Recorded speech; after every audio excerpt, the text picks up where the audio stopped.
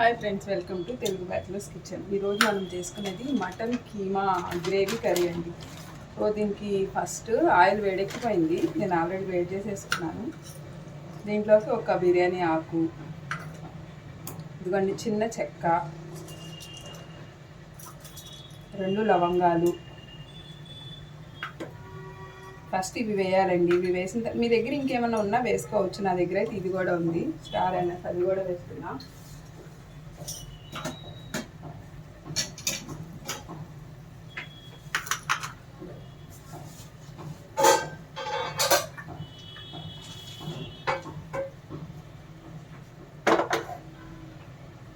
So ఇది వేగేటప్పుడు already వేగిపోయాయి కాబట్టి ఉల్లిపాయ ముక్కలు వేసేస్తున్నా. కొంచెం ఉల్లిపాయ అయితే నేను ఇక్కడ 1/2 కేజీ కీమా తీసుకున్నా అండి. సో నేను ఒక మీడియం సైజ్ ఉల్లిపాయ వేస్తున్నా.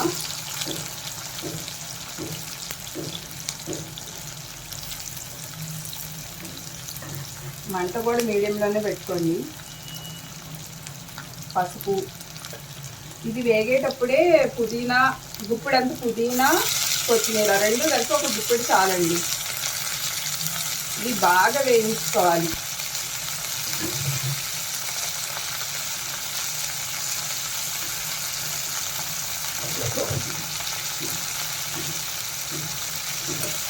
బాగా ఎర్రగా వేగాలండి. ఈ కర్రీకి మాత్రం ఎంత వేగితే అంత బాగుంటుంది.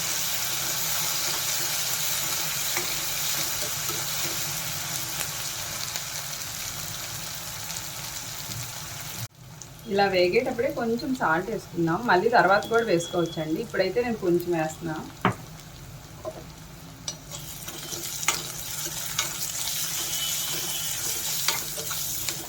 మంచి స్మెల్ వస్తుందండి ఇట్లా. ఈ మటన్ గ్రేవీ కర్రీకి పుదీనా మాత్రం ఉండాలి. అలానే ఎక్కువ వేసుకోకండి, అంటే పుదీనా ఫ్లేవర్ డామినేట్ చేయకుండా చూసుకోవాలి. ఆల్మోస్ట్ వేగిపోయినాయండి. సో ఇప్పుడు నేను కీమా వేసేస్తున్నా.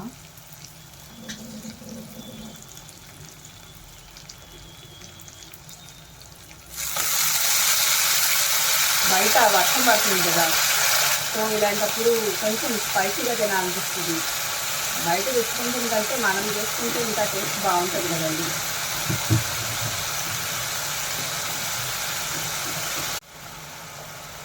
ఇప్పుడు మనం ఈ మటన్లోనే కొంచెం ఇదిగోండి, ఇది ఒక చిన్న స్పూన్ ధనియాల పౌడర్ వేస్తున్నా. కొంచెం అంటే కొంచెం జీలకర్ర. తర్వాత మనం అల్లం వెల్లుల్లి పేస్ట్ వేసుకోవాలండి కంపల్సరీ, కొంచెం ఎక్కువే పడుతుంది.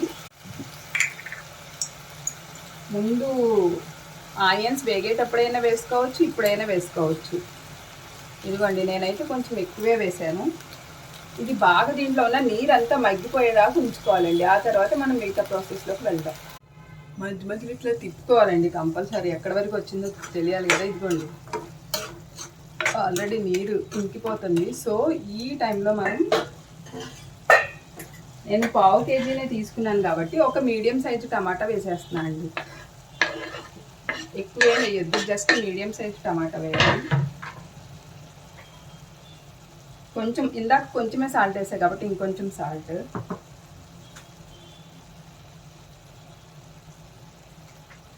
కొంచెం గరం మసాలా వేయాలండి.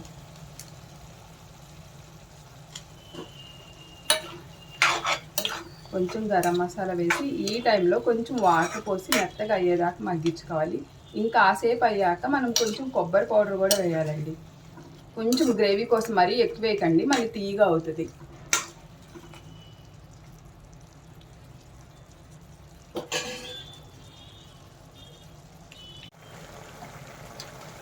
కొంచెం ఉడికింది కాబట్టి ఈ టైంలో మనం ఇదిగోండి నేను ఒక్క స్పూనే కొబ్బరి పౌడర్ వేస్తున్నానండి.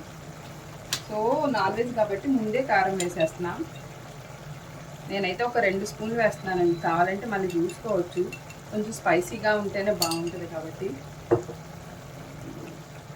ఈ కర్రీ ఇప్పుడు చూడండి 2 పచ్చిమిర్చి ఆయిల్లో వేయించుకోండి, ఇప్పుడు వేయాలండి. ఈ కూరకి ఇవి స్పెషల్ టేస్ట్ వస్తాయి.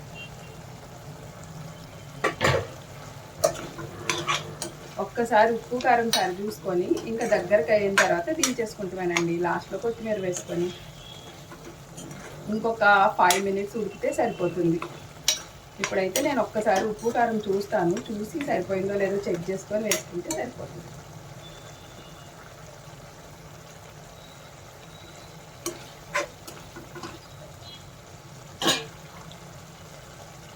నాకైతే అన్నీ పర్ఫెక్ట్గా సరిపోయినాయండి.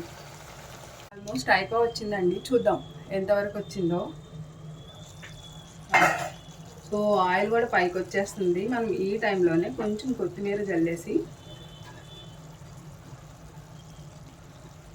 ఒక పొడి మసాలా అని వేస్తానండి. పొడి మసాలా అంటే ఏం లేదు, ధనియాలు వెల్లుల్లిపాయ కలిపి ఒక పౌడర్లా చేస్తాము.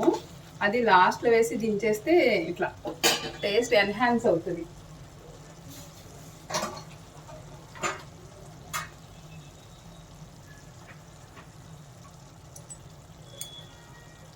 ఇదిగోండి కొంచెం ఇది వేసిన తర్వాత ఉడకకూడదండి, స్టవ్ ఆఫ్ చేయాలి. ఆఫ్ చేసి మూత పెట్టేస్తే సరిపోతుంది. సో ఇదండి ఈరోజు మన వంట. ఇంకా చాలా రకాలుగా చేస్తారు, కానీ నేను సింపుల్గా అయిపోయాయి చూపిస్తున్నా. సో మీ వైపు ఎలా చేస్తారో చెప్పండి, అండ్ నేను ఇంకేమైనా చేంజ్ చేయాలో చెప్పండి. And thank you for watching. చూడండి ఎంత బాగుందో, చూస్తేనే తినే అనిపిస్తుంది కదా రెడ్గా.